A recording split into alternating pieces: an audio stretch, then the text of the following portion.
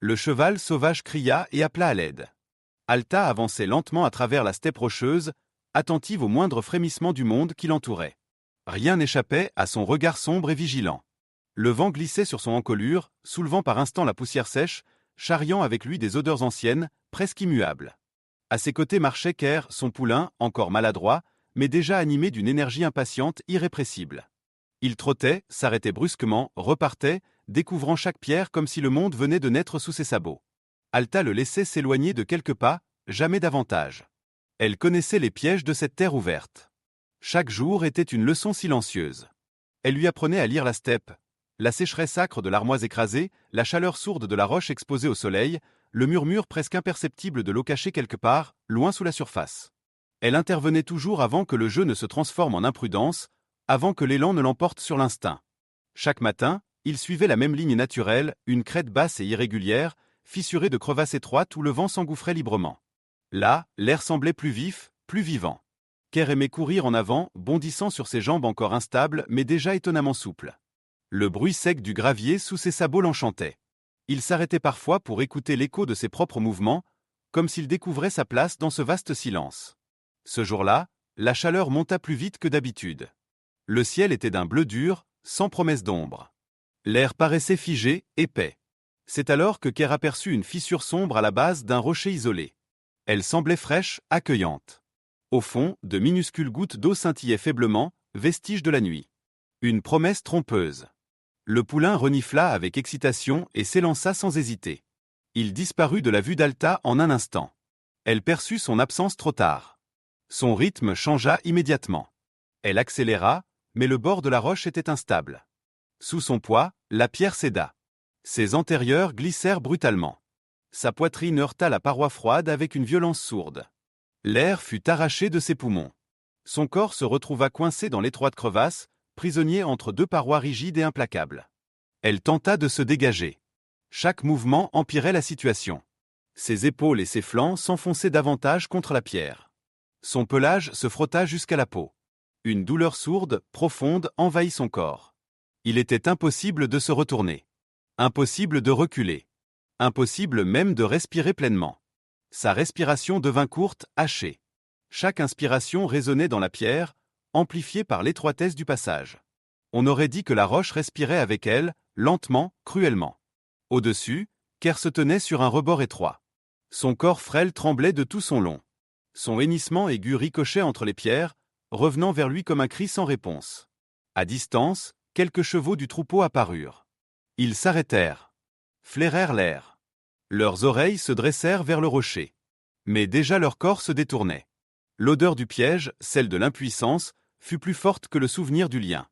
En quelques instants, ils disparurent. Le sole monta. La roche chauffa. La pierre sous les flancs d'Alta devint brûlante. L'ombre se retira lentement, inexorablement.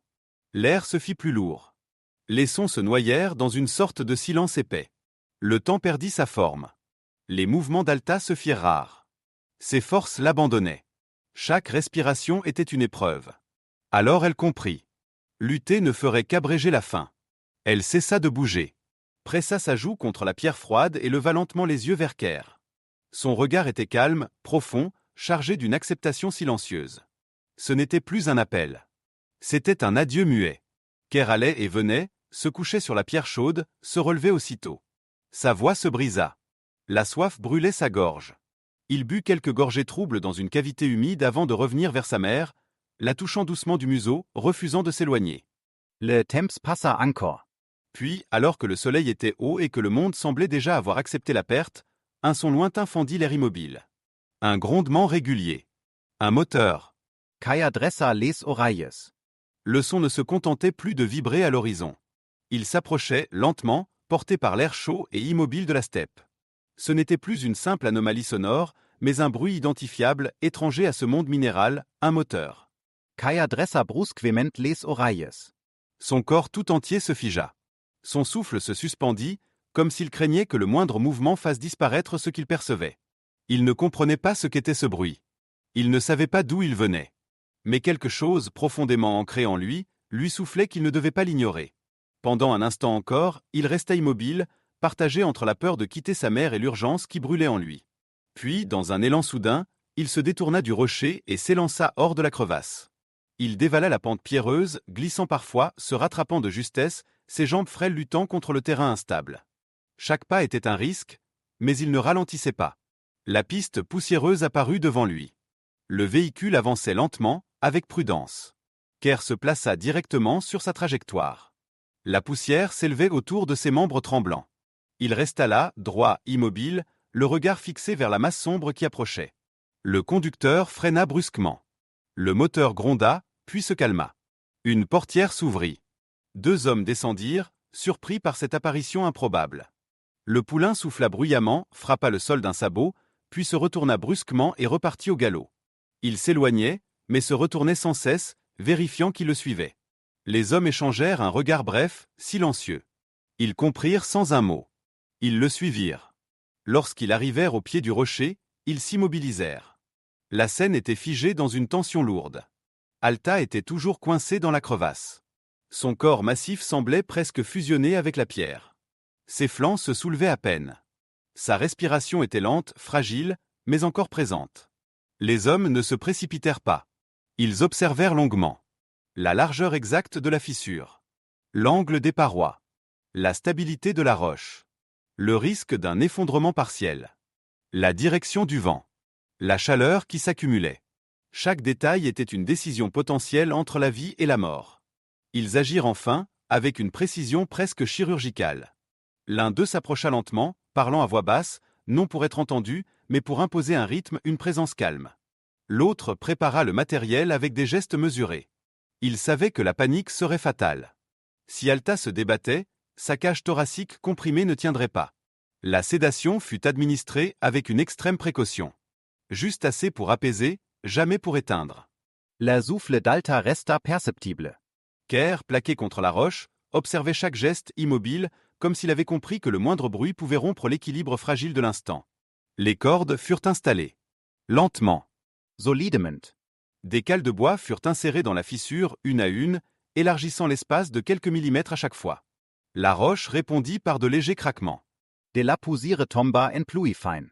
À chaque bruit, les hommes s'arrêtaient, écoutaient, posaient leurs mains contre la pierre, ajustaient leurs forces. Le treuil fut engagé. Le moteur reprit, sourd, maîtrisé. La corde se tendit progressivement. Le corps d'Alta bougea imperceptiblement. 1 centimètre, puis un autre. La pression sur sa poitrine diminua lentement. Sa respiration se fit plus ample, toujours hésitante, mais moins douloureuse. Le temps semblait suspendu à chaque traction, à chaque souffle. Enfin, après de longues minutes qui semblèrent des heures, son corps glissa hors de la crevasse. Elle s'effondra lourdement sur le flanc, soulevant un nuage de poussière brûlante. Les hommes reculèrent aussitôt. Ils observèrent. Attendirent. Une inspiration. Puis une autre. Elle respirait. Kerr accourut sans hésiter. Il pressa son museau contre celui de sa mère, colla son corps frêle contre le sien. Il tremblait encore, mais il ne s'éloignait pas. Les hommes humidifièrent les lèvres d'Alta, vérifièrent son pouls, déposèrent de l'herbe fraîche à portée, puis s'écartèrent. Ils savaient que désormais, leur rôle s'arrêtait là. Le vent se leva légèrement. Une fraîcheur bienvenue glissa sur la pierre. Alta inspira profondément. Ses paupières frémirent. Elle ouvrit les yeux. Elle vit Kerr. Elle souffla doucement. Dans ce souffle, il y avait plus de vie que dans n'importe quel mouvement. Le temps continua de s'écouler. Lentement. Elle tenta de se redresser. Ses jambes tremblaient. Elle resta longtemps immobile, écartée, à l'écoute de son propre corps. Puis, avec une infinie prudence, elle se leva. Elle lécha l'encolure de Kerr, inspira son odeur comme pour s'ancrer à nouveau dans le monde. Lorsque le soleil commença à décliner, ils se mirent en route. D'abord lentement, puis avec plus d'assurance. Au loin, les silhouettes du troupeau apparurent. Les chevaux levèrent la tête, reconnurent l'odeur, répondirent par de doux hennissements. Avant de disparaître, Alta se retourna une dernière fois. Le véhicule était toujours là. Les 2 hommes n'avaient pas bougé. UNFIL invisible relia 2 mondes. Le jour s'éteignait sans rupture, comme si la lumière refusait de disparaître brutalement après ce qui venait de se jouer. La steppe, encore chaude par endroits, relâchait lentement la tension accumulée sous le soleil. Alta avançait avec une lenteur mesurée, presque cérémonielle. Chaque pas était une vérification silencieuse. Son corps se souvenait encore de la pierre, de l'étroitesse, de l'impossibilité de bouger. Les muscles tiraient parfois, non comme une douleur vive, mais comme une mémoire persistante. Elle respirait profondément, testant l'espace que l'air occupait désormais dans sa poitrine. Chaque inspiration était plus ample que la précédente. Chaque expiration confirmait que le piège appartenait au passé. Elle ne cherchait pas à accélérer. Elle n'en voyait ni l'utilité ni la nécessité. Avancer suffisait. Ker marchait près d'elle, presque collé à son flanc. Il n'avait plus l'élan désordonné de l'enfance. Ses gestes étaient retenus, précis, attentifs. Il observait le monde avec une gravité nouvelle, comme si la steppe s'était soudain révélée plus vaste, mais aussi plus fragile. À plusieurs reprises, il ralentit volontairement, attendant qu'Alta soit parfaitement alignée avec lui avant de poursuivre. Ce n'était plus un jeu, mais une forme de veille instinctive. Le troupeau apparut progressivement, d'abord comme une succession de formes immobiles sur l'horizon, puis comme des corps distincts. Les chevaux s'arrêtèrent à leur approche. Des regards se croisèrent. Les Naseaugs frémierend, analysant Leier. L'odeur d'Alta et de Ker circula lentement, reconnue, identifiée. Il n'y eut ni agitation ni rejet. Seulement cette pause caractéristique, ce moment suspendu où le groupe évalue sans juger. Alta ralentit encore. Elle laissa son souffle se caler sur celui du troupeau. Lorsqu'elle entra enfin dans le mouvement collectif, ce fut sans heurts, comme si son absence n'avait jamais véritablement rompu l'équilibre. Les pas s'accordèrent naturellement. Les distances se régularisèrent. La tension accumulée durant la journée commença à se dissoudre dans ce rythme ancien, profondément ancré. Pourtant, Alta ne poursuivit pas immédiatement. Elle s'arrêta. Lentement, elle tourna la tête vers l'arrière. La steppe s'étendait, vaste, silencieuse, presque indifférente. Le rocher n'était plus qu'une masse sombre parmi d'autres, déjà engloutie par la pénombre. Rien, à première vue, ne signalait ce qui s'y était joué. Aucun marqueur visible. Aucun signe. Et pourtant, son corps savait. Sa respiration savait. Au loin, le véhicule était toujours là. Immobile. 2 silhouettes à l'intérieur, à peine discernables. Elles n'avaient pas bougé depuis longtemps. Elles n'attendaient rien. Leur présence, silencieuse et stable, suffisait. Un fil invisible reliait encore ces deux mondes qui s'étaient frôlés sans jamais se confondre. Alta soutint ce regard lointain quelques instants de plus. Il n'y avait ni reconnaissance ostentatoire ni gratitude exprimée. Seulement une forme de conscience calme, presque neutre. Puis elle détourna la tête. Le lien se rompit naturellement, sans effort, sans regret. La nuit avançait. Les sons changeaient. Plus feutrés. Plus espacés. Le vent se leva légèrement, reprenant sa place naturelle dans le paysage. La roche redevenait roche. La steppe redevenait steppe. Le monde reprenait sa forme ordinaire, comme s'il avait simplement respiré plus profondément pendant quelques heures. Ker se rapprocha encore. Il posa brièvement son encolure contre celle de sa mère. Alta répondit par un léger déplacement, précis, presque imperceptible. Un geste ancien. Un geste de protection. Ils avancèrent ainsi, côte à côte, jusqu'à ce que la fatigue prenne une autre forme. Non plus celle de la menace, mais celle d'un jour arrivé à son terme. Lorsque le troupeau s'arrêta enfin pour la nuit, Alta choisit un emplacement légèrement en retrait, à l'abri d'une pente douce. Elle observa le sol, jaugea la stabilité, puis se laissa descendre lentement, contrôlant chaque mouvement. Son corps était lourd, mais stable. Ker se coucha immédiatement contre elle, sans hésitation. Il posa sa tête contre son flanc, écoutant sa respiration. Elle était lente. Profonde. Régulière. Le ciel s'assombrissait. Les premières étoiles apparurent, discrètes, lointaines. La steppe respirait calmement. Rien, en apparence, ne trahissait ce qui avait failli se perdre quelques heures plus tôt. Aucun signe visible. Aucun bruit distinct. Et pourtant, quelque chose demeurait, inscrit non dans le paysage, mais dans la retenue nouvelle des gestes, dans la manière dont les corps occupaient l'espace. Alta ferma les yeux. Elle inspira longuement. Elle était vivante. Ker était vivant. Cela suffisait. Au loin, le moteur du véhicule redémarra enfin. Un bruit bref, contenu, presque respectueux. Puis il s'éloigna lentement, se fondant dans l'immensité. La steppe retrouva son silence plein. La nuit pouvait tomber. Comme si rien ne s'était passé.